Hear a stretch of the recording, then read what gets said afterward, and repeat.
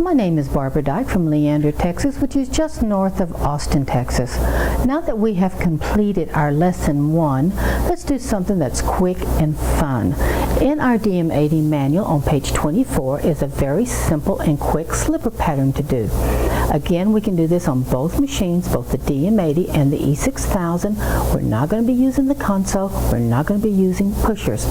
However, for the E6000 people, we're going to do another video where we do use the console, so that will help you learn your console. So now that we're ready, let's have some fun and knit. Okay, we're going to get ready and set up for our cast on.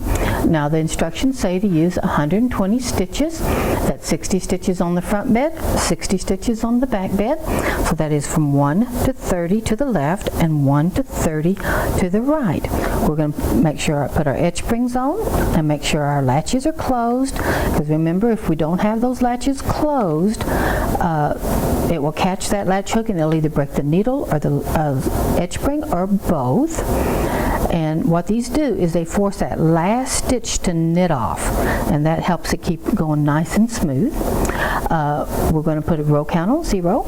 We need to be on in on both beds, on both locks I mean. We need to be on stitch size 3 3/4 on both locks. And we're ready to start our racking cast on. So we're going to rack 1 full turn to the left, and we're going to knit 1 row. Now we're going to put on our cast on comb, because remember I told you I like the cast on comb.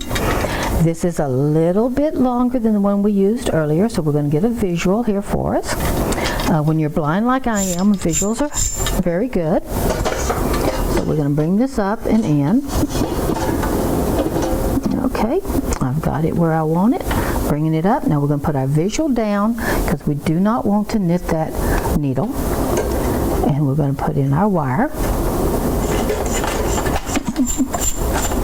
And we're going to hang 2 weights, 1 on each end. Now I have little key rings in mine, and I hang them on the key rings. I use those key rings to hang them on a magnet hook on the inside of my bed, on the stand.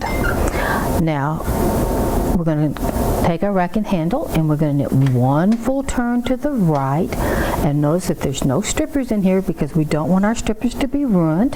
If we had our strippers in here and they went over the wire, we would mess this part up and make it all scratchy, and it'd catch the yarn, then we'd have to file it with an emery board. So we're going to go ahead and knit 1 row, and that completes the cast on. So now we're going to knit the first 6 rows, which is the color green, and we're going to put our row counter on 0. We're going to keep it on in, because we're doing knit on both beds, and 3 3/4, and we're going to knit 6 rows.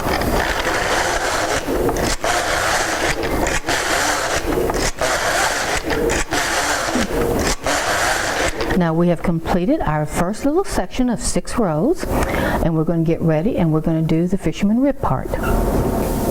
Well, I did that whole complete section without strippers, and that's what having weights will let you get by with. So when you get as old as me, you get forgetful. So we're going to go ahead and get the strippers in now, and then we're going to get it set up for the second color. So we got the second color is number 2, and we're going to put it on EX and EX on both beds. We're going to leave the stitch size the same, and we're going to knit 56 rows in our color 2. And we see, I told you I was forgetful. Row count 0.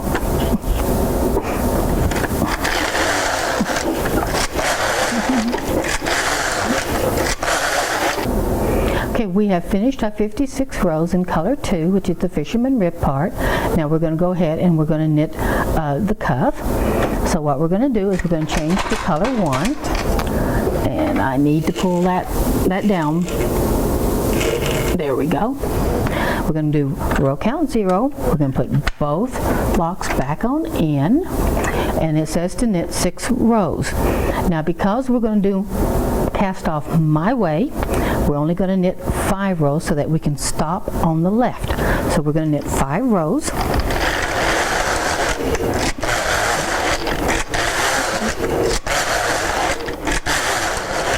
Now we're going to do our cast off like we did in lesson 1, but we're not wanting it as loose a cast off.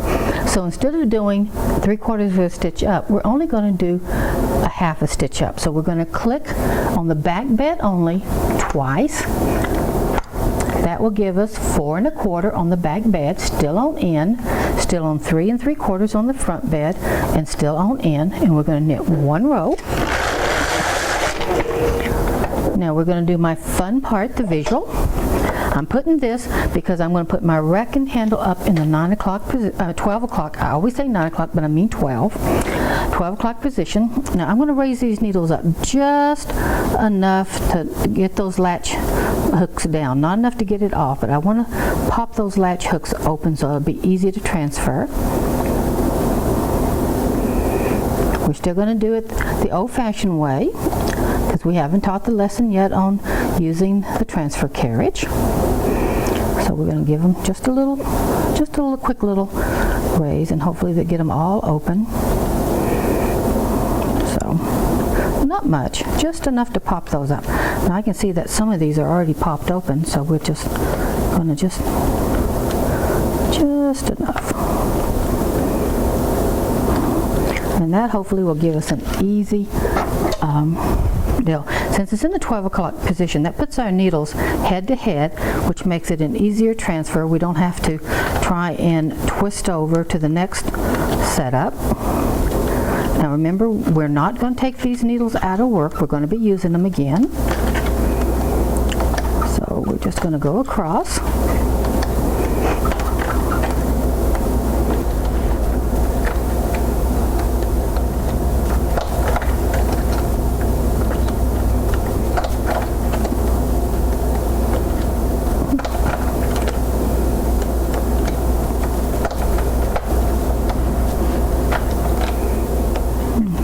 Sometimes we got to give it a little help on closing those latches.